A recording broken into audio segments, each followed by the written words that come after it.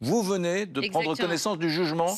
Grâce à Vincent Mantighem, 5 ans, dont 3 ans avec sursis probatoire. Et s'agissant des 2 ans ferme, eh bien, le mandat de dépôt a effet différé avec exécution provisoire. Concrètement, ça veut dire qu'il part en détention, même s'il fait appel dans la foulée de cette décision. Avec la nuance suivante, qu'il y a un mandat de dépôt qui a été prononcé contre lui, mais à délai différé. Ça veut dire que Pierre Palmade ne dormira pas en prison ce soir. Maintenant, la justice va se demander comment et quand Pierre Palmade peut être incarcéré. Ils vont confier ça probablement à la juridiction bordelaise parce que Pierre Palmade habite là-bas et donc il va falloir voir quel établissement pénitentiaire est le plus adapté pour lui en raison de sa localisation géographique à Pierre Palmade, mais aussi en raison de sa notoriété, de son état de santé, etc. Il n'y a pas d'urgence à incarcérer Pierre Palmade parce que manifestement il ne présente pas un risque de fuite.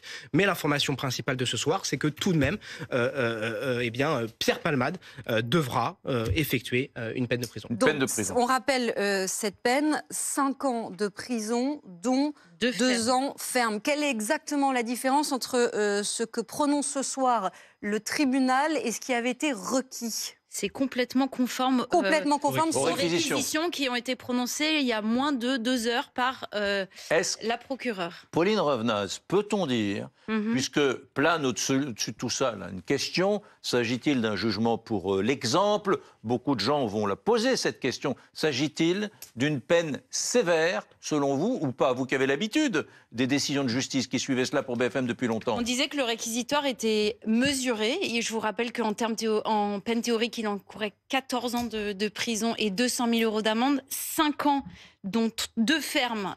C'est mesuré, ça va être motivé, ça va être argumenté. On va pouvoir décortiquer la décision. Là, c'est encore un peu tôt pour le dire, mais je dirais moi que c'est une peine mesurée à l'heure où on se parle concernant la gravité des faits et effectivement la perte aussi de l'enfant de cette femme qui est partie civile ce soir. Donc, je le rappelle, Pierre Palmade fera de la prison, Steven Bellery. C'est un coup de tonnerre. C'est pas rien, c'est un coup de tonnerre. Pour lui, oui, assurément. Déjà, il était absolument effrayé à l'idée de ce procès, mais la prison est quelque chose qui le terrorisait. Rien que l'idée le terrorisait, c'est ce que ses proches ont pu me confier ces dernières semaines. Il ne se voit pas aller en prison.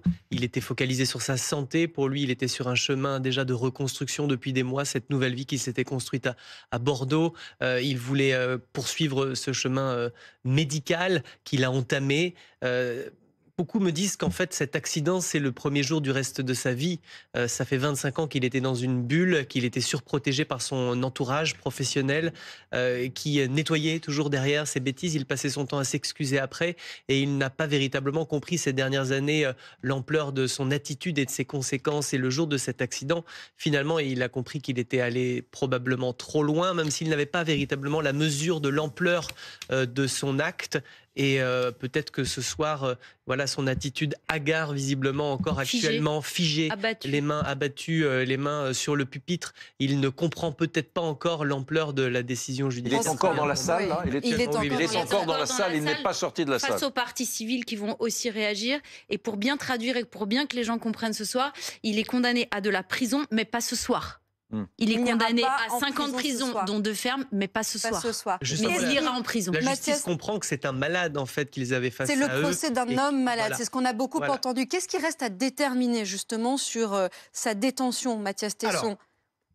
La localisation de là où il sera détenu. Pour rappel, Pierre Palmade habite à Bordeaux. On peut donc supposer qu'il sera incarcéré dans un établissement pénitentiaire qui se situe pas loin de Bordeaux. Il faudra voir aussi dans quelles conditions, parce que ce n'est pas un détenu ordinaire. On sait que à Paris, par exemple, il y a la prison de la Santé qui dispose de cellules pour les VIP. Est-ce que ce sera le cas dans la région bordelaise également? Et puis il y a un enjeu important aussi, c'est sa santé, parce qu'il a fait un AVC, notamment parce qu'il a ces troubles de la consommation de drogue. Cet AVC a été consécutif à l'affaire de 2023 ? Oui, absolument. C'est arrivé après l'accident et c'est une des raisons pour lesquelles il a d'ailleurs échappé à la détention provisoire, alors que le parquet l'avait demandé pour cet accident. Et donc, il faudra voir si, à nouveau, la question de sa détention à l'hôpital peut se poser pour la justice. Est-ce que c'est envisageable de réaliser cette peine de prison dans un hôpital plutôt qu'en prison?